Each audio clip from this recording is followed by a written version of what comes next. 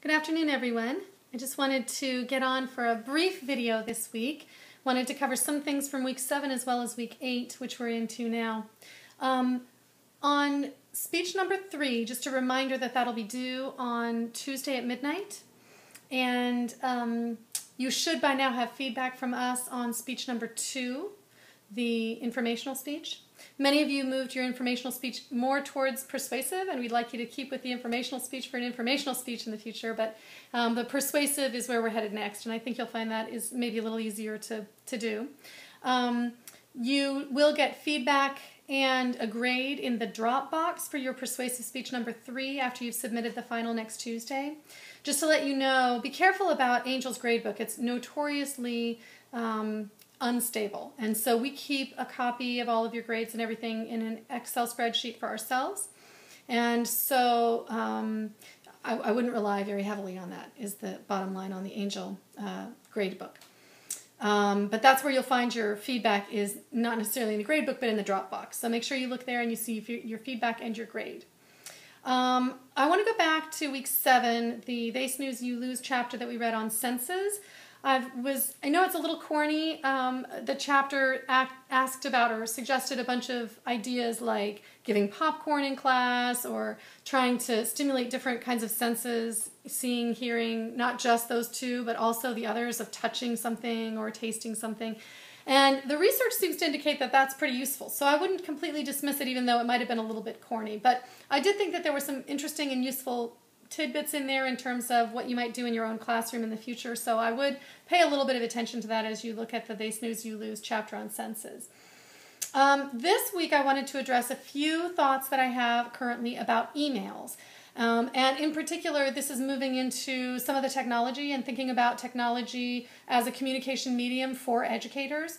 So email is one of multiple communication media, and it's mostly used when communicating with parents, sometimes also with your supervisors or other teachers, but most commonly with parents. So there are a few things that I would encourage you to consider. And some of them are listed on the websites that are in the Angel homepage. In the lessons under week 8, you'll find some website resources that are from Scholastic and other places like that I think will be very useful to you. Basic email etiquette is what we're talking about. So you want to be polite. You want to be careful with your emails and be very professional in your tone always. One thing to remember is that sometimes you need to wait. You need to slow down and you need to look at something and give yourself another day with it.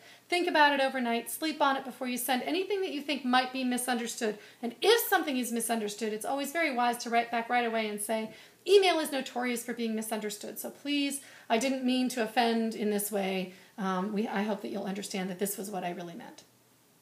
Be gentle and mature in your conversation with parents. These kids are their kids, so you have to be thoughtful about the kinds of language that you're using, especially when communicating any kind of a difficulty that you're having with a child. Good communication can happen through email, but you want to make sure that you're doing it in a gentle and mature fashion. Don't use the typical LOL and ROTFL and all the little, emoticons and things like that. I wouldn't use any of those kinds of shortcuts. Things that you may do in texting, don't do. Make sure your spelling and grammar are correct. People look at those kinds of things, and as a teacher, you're particularly scrutinized for that sort of grammar and abbreviations and things like that. So make sure that you write full paragraphs and you write paragraphs well. You have an opening sentence, a concluding sentence. You have, proper grammar, proper spelling, and not a lot of emoticons and things like that. Only if a parent uses your first name would I use their first name. That's my advice. And it's kind of a rule that I follow even in my own emails. If someone writes to me and they're especially in a position of unfamiliarity. So I might refer to a student by their first name even if they hadn't referred to me as the first name yet, although it's perfectly fine for you to call me Allie. But I wouldn't refer to my boss, Dean Monk, as David, for instance. I would change that to be Dean Monk until he decides to call me by my first name in an email, and then I might be able to relax on the formality a little bit, although I still tend to call him Dean Monk. So also be cautious about the way you use capitalizations. You'll find that Overusing capitals has a tendency to sound like you're screaming when you're on email. I'm sure you've heard that before, but these are just some very, very basic rules. You'll also find some examples online from a teacher who's been singled out as someone who does really good communications. She sends an email almost daily to her kindergarten parents, showing them pictures of the kids and what they've done today. And then she compiles all those pictures into an end-of-year DVD on iMovie and sends it out to all the parents. And that's a great way of communicating what they've done this year and what they've been through. So those are some tips on email, some tips on parent communication. There's lots more that can be said, and if you do a quick search, you'll find just a ton of information on this. I encourage you to be thoughtful about how you approach your parent communications as an educator. I'm using my iPad 2 today, so I'll be interested to find out what you think of the video. If the quality is better, worse, whether you like it or don't like it. It's a very simple procedure for me, and I'm going to be interested to see if I like it better. So thank you for your time, and I look forward to spending week 8 with you. Bye-bye.